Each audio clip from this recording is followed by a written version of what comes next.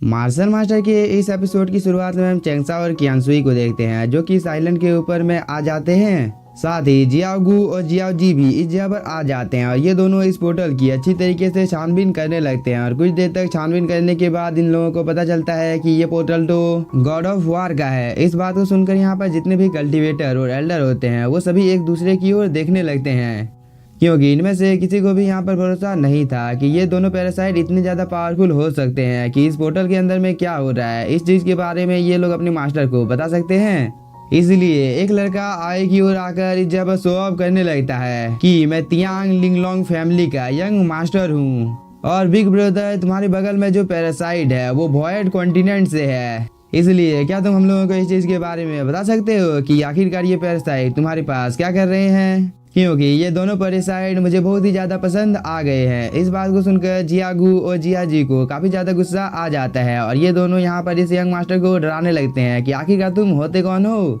हम लोगों के बारे में इस जगह पर ऐसी बातें करने वाले, इसलिए तुम अपनी जुबान को संभाल कर बात करो, नहीं तो इस चीज़ की वजह से तुम्हारी जान भी जा सकती है, क्योंकि हम दोनों बहुत ही ज़्यादा खतरनाक हैं और एक ही झटके में हम दोनों मिलकर तुम्हें खा जाएंगे और इस चीज़ के बारे में किसी को पता भी नहीं चलेगा। इस बार यंग मास्टर को काफ़ी ज़्यादा गुस्सा आ जाता है और वो बोलता है तुम इतने से छोटे से पैरासाइट, आखिरकार तुम्हारी हिम्मत कैसे हुई मेरे जैसे यंग मास्टर के साथ बात करने की। साथ ही तुम दोनों बहुत ही ज़्यादा एरोगेंट हो, इसलिए इस चीज़ का अंजाम तो तुम लोगों को यहाँ पर चुकाना होगा, क्योंकि तुम लोगों ने मुझे यहाँ पर बहुत ही ज़्यादा गुस्सा दिला दिया है। यह बोलने के बाद वह जियागू और जिया जी को यहाँ पर पकड़ने की कोशिश करने लगता है, लेकिन बहुत ही ज़्यादा मेहनत करने के बाद भी वह इन दोनों को यहाँ पर पकड़ नहीं पाता है। और इस चीज़ को देखकर चेंगसा और कियांसुई इस जगह पर मुस्कुराने लगते हैं। तभी जियागू इस यंग मास्टर को यहाँ पर और भी ज़्यादा चिढ़ाने लगता है, क्योंकि वो यहाँ पर शो ऑफ करना शुरू कर देता है, जिसकी वजह से इस यंग मास्टर को काफ़ी ज़्यादा गुस्सा आ जाता है और वो अपनी एरी चोटी का जोर लगाकर इन दोनों को इस जगह पर पकड़ने की कोशिश करता है। लेकिन इन दोनों की स्पीड काफ़ी ज़्यादा होती है, जिसकी वजह से वह थक कर नीचे की ओर गिरने ही वाला था, लेकिन वह टाइम रहते ही खुद को संभाल लेता है। और इस चीज़ को देखकर इस जगह पर जितने भी ज़्यादा कल्टिवेटर मौजूद थे वो सभी इसके ऊपर हंसने लगते हैं। साथ ही जियागू और जियाओ जी को इस चीज़ की वजह से काफ़ी ज़्यादा मज़ा आ रहा होता है, लेकिन यंग मास्टर को काफ़ी ज़्यादा गुस्सा आ गया था, इसलिए उसने यहाँ पर अपनी पावर को एक्टिवेट कर लिया था। इसके बाद वह बोलता है मैं तुम लोगों को इस जगह पर जान से मार डालूंगा। यह बोलने के बाद यंग मास्टर यहाँ पर अपनी एनर्जी को रिलीज करता है, जो कि काफ़ी ज़्यादा थी, और इस चीज़ की वजह से जियाओ जी और जियागू थोड़े से पीछे चले जाते हैं, क्योंकि यहाँ पर यंग मास्टर ने एक ड्रैगन को समन कर लिया होता है, जिसे देखकर इस जगह पर जितने भी ज़्यादा कल्टिवेटर होते हैं वो सभी काफ़ी ज़्यादा शॉक हो जाते हैं, क्योंकि यंग मास्टर अब काफ़ी ज़्यादा गुस्से में आ गया था और वो अपने पंच से कंटिन्यू इन दोनों के ऊपर हमला करने लगता है। लेकिन अभी भी जियागू और जियाओ जी बहुत ही आसानी के साथ यंग मास्टर के अटैक को इस जगह पर डॉज कर रहे होते हैं, और इस चीज़ में तो इन दोनों को यहाँ पर मज़ा आ रहा था, जिसे देखकर यंग मास्टर को काफ़ी ज़्यादा गुस्सा आ जाता है। इसके बाद वो और भी तेजी के साथ इन दोनों के ऊपर हमला करने लगता है, लेकिन अभी भी जियागू और जियाओ जी को इन सभी अटैक को डॉज करने में जरा सा भी प्रॉब्लम का सामना करना नहीं पड़ रहा था, क्योंकि जियाओ जी और जियागू के सामने यंग मास्टर काफ़ी ज़्यादा कमज़ोर होता है। इसलिए ये दोनों इस जगह पर यंग मास्टर को काफ़ी ज़्यादा चिढ़ाने लगते हैं, क्योंकि यंग मास्टर चाहकर भी इस जगह पर इन दोनों का कुछ बिगाड़ नहीं पाता है। इसलिए एक अटैक सीधे जाकर यहाँ पर चेंगसा को लगने ही वाला था, लेकिन चेंगसा ने टाइम रहते ही इस अटैक को डॉज कर लिया था। और इस चीज़ को देखकर जियाओ जी को काफ़ी ज़्यादा गुस्सा आ जाता है और वो बोलती है तुमने मेरे मास्टर के ऊपर हमला करने की कोशिश की है, इस चीज़ का अंजाम तो तुम्हें यहाँ पर चुकाना होगा, क्योंकि बहुत ही जल्द अब तुम इस जगह पर मरने वाले हो। यह बोलने के बाद वह इन सभी पैरासाइट को इस जगह पर बुला लेती है, जो कि जियाओ जी और जियागू के इर्द गिर्द में घूमने लगते हैं। और इतने सारे पैरासाइट को इस जगह पर देखकर यंग मास्टर की हालत काफ़ी ज़्यादा ख़राब हो जाती है। साथ ही इस जगह पर जितने भी ज़्यादा एल्डर और कल्टिवेटर मौजूद होते हैं वो सभी भी काफ़ी ज़्यादा शॉक हो जाते हैं, क्योंकि इन लोगों को भी कुछ भी समझ में नहीं आ रहा था कि अचानक से इस जगह पर इतने सारे पैरासाइट क्या कर रहे हैं। लेकिन यंग मास्टर को यह समझने में ज़्यादा देर नहीं लगता है कि इन सब चीज़ों को यहाँ पर जियाओ जी ने बुलाया है, इसलिए वह बोलता है चाहे तुम इस जगह पर कितने भी ज़्यादा पैरासाइट को बुला लो, लेकिन आज मैं तुम्हें यहाँ पर एक अच्छा सबक सिखाऊंगा। यह बोलने के बाद यह अपनी पावर को एक्टिवेट कर लेता है, जिसकी वजह से इसके पीछे में एक ड्रैगन अपीयर हो जाता है, और यह ड्रैगन बहुत ही तेजी के साथ जियाओ जी और जियागू के ऊपर हमला करने के लिए जाने लगता है। इस चीज़ को देखकर जियाओ जी भी अपने पैरासाइट से इस ड्रैगन के ऊपर हमला कर देते हैं। इसलिए इस जगह पर जितने भी ज़्यादा पैरासाइट मौजूद होते हैं वो सभी इस ड्रैगन का पीछा करने लगते हैं, जिसकी वजह से इस ड्रैगन को भी काफ़ी ज़्यादा प्रॉब्लम होने लगती है, क्योंकि ये ड्रैगन एक जगह पर गोल गोल घूमने लगता है, जिसकी वजह से यंग मास्टर को भी अब काफ़ी ज़्यादा प्रॉब्लम होने लगती है और वो थोड़ा सा इंजर्ड भी हो जाता है, क्योंकि ये ड्रैगन इस जगह पर ब्लास्ट हो जाता है और इस चीज़ की वजह से यंग मास्टर थोड़ा सा दूर जाकर गिरता है।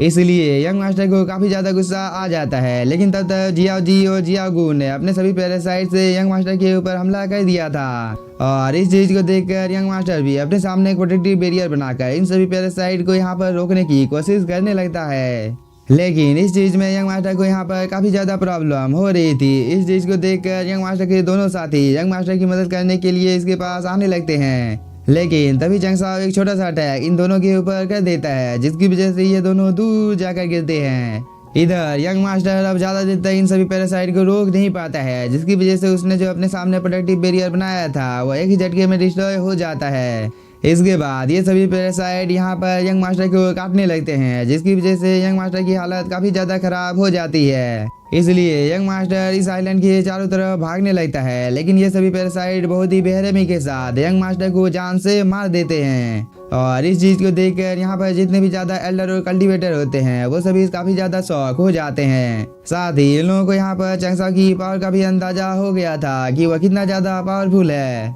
इसलिए इनमें से कोई भी यहाँ पर चंग साओ से पंगा लेना नहीं चाहता था। तभी हम जियाओ जी और जियाओ गू को देखते हैं, जो कि काफ़ी ज़्यादा खुश हो जाते हैं। इसके बाद ये दोनों चंग साओ के पास आ जाते हैं और वो बोलते हैं, बॉस उस आदमी ने आपका इस जगह पर मजाक उड़ाने का कोशिश किया था, इसलिए हम लोगों ने मिलकर उसे जान से मार दिया है, क्योंकि आपका जो कोई भी यहाँ पर बेइज्जती करने की कोशिश करेगा हम लोग उसे जान से मार डालेंगे। इधर हम यंग मास्टर के इन दोनों साथियों को देखते हैं, जिसे यहाँ पर काफ़ी ज़्यादा गुस्सा आ गया था और वो दोनों यहाँ पर चंग साओ को बोलते हैं, तुमने इस जगह पर प्राचीन जेड रिंग में यंग मास्टर लोंग को जान से मार दिया है, इसलिए क्या तुम्हें इस जगह पर सजा से डर नहीं लगता है, जो कि तुमने इस जगह पर ऐसी हरकत की है। इस पर कियान सुई आगे की ओर आकर बोलती है, मैं तुम लोगों की जानकारी के लिए बता देती हूँ कि इस फाइट को पहले लोंग फैमिली के यंग मास्टर ने ही शुरू किया था, इसलिए यहाँ पर चंग साओ और इसके साथियों ने कोई भी गलती नहीं की है, क्योंकि यंग मास्टर ने पहले अटैक किया था, जिसकी वजह से उसकी मौत हो चुकी है,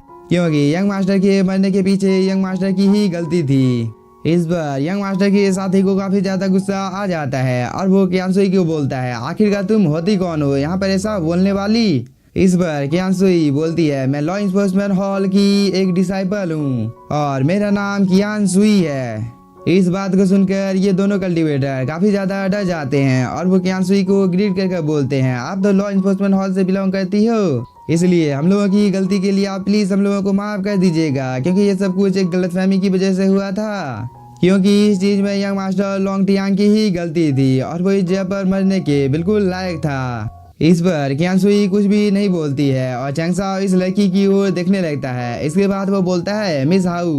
बहुत दिन हो गए हैं हम दोनों को एक दूसरे के साथ मिले हुए, लेकिन यह भी क्या इत्तेफाक की बात है कि हम दोनों की मुलाकात इस जगह पर हो गई है। इस पर मिस हाउ बोलती है, चंग साओ तुम इस जगह पर बिल्कुल सही बोल रहे हो। इस बात को सुनकर ये सभी कल्टीवेटर आपस में बात करने लगते हैं कि इस लड़के के कॉन्टैक्ट तो कितने ज्यादा बड़े हैं, क्योंकि पियाओ मियाओ पैलेस के लोग भी इसे जानते हैं। इसके बाद ये दोनों एल्डर भी अपने मन में कुछ सोच कर चंग साओ के पास आ जाते हैं और चंग साओ को ग्रीट करके बोलते हैं, चंग साओ तुम्हारी टीम सच में काफी ज्यादा पावरफुल है, इसलिए क्या इस जगह को तोड़ने के लिए क्या तुम हम लोगों के साथ मिल सकते हो, क्योंकि हम लोग मिलकर एक टीम की तरह काम करेंगे और इस पोर्टल के अंदर में जितने भी ज्यादा ट्रेजर मिलेंगे उसे हम लोग बराबर बांट लेंगे। इस बात को सुनकर जियाओ जी अपने मन में कुछ सोचने लगता है। तभी चंग साओ बोलता है, ब्रदर लू क्या आप मुझे इस चीज के बारे में बता सकते हैं कि इस फॉर्मेशन को तोड़ने में आपको कितना समय लगने वाला है। इस पर एल्डर लू बोलता है, मेरे साथ में इस जगह पर एल्डर लीन है, जो कि एक फॉर्मेशन मास्टर हैं और इस चीज के बारे में तुम्हें एल्डर लीन ही बताएंगे। इस पर एल्डर लीन चंग साओ को ग्रीट करके बोलता है, इस फॉर्मेशन को डिस्ट्रॉय करने में हम लोगों को 1 या 3 महीने तक का टाइम लग सकता है। इसके बाद ये दोनों कुछ देर तक यहाँ पर ऐसे ही बात करते हैं। तभी चंग साओ बोलता है, इस फॉर्मेशन को डिस्ट्रॉय करने में 1 या 2 महीने का टाइम लगने वाला है। इस पर ब्रदर लू बोलता है, चंग साओ मैं तुम्हारी जानकारी के लिए बता देता हूँ कि यह फॉर्मेशन लेवल 8 का है, जिसकी वजह से इसे तोड़ने में बहुत ही ज्यादा मुश्किल का सामना करना पड़ सकता है, इसलिए इस फॉर्मेशन को तोड़ने में हम लोगों को इतना ज्यादा टाइम लगने वाला है। साथ ही मैं तुम्हें बता देता हूँ कि मैं इस जगह पर बिल्कुल श्योर नहीं हूँ कि 1 या 2 महीने के अंदर में हम लोग इस फॉर्मेशन को डिस्ट्रॉय कर देंगे, क्योंकि इस चीज में यहाँ पर आधे साल का भी टाइम लग सकता है। तभी जियाओ जी चैंगसाओ के पास आ जाता है और वो बोलती है, हम लोगों को इन लोगों के साथ टीम नहीं बनानी चाहिए, क्योंकि हम लोग खुद बहुत ही ज्यादा पावरफुल हैं और हम लोग अकेले ही इस पोर्टल के अंदर में जाने वाले हैं, क्योंकि हम लोग अकेले ही इस चीज को कर सकते हैं। और जियाओ जी के ये बोलने के साथ ही हम लोग का ये एपिसोड हो जाता है खत्म। तो अगर आप लोगों को एपिसोड पसंद आया होगा तो चैनल को सब्सक्राइब कीजिए और वीडियो को like. Thank you for watching.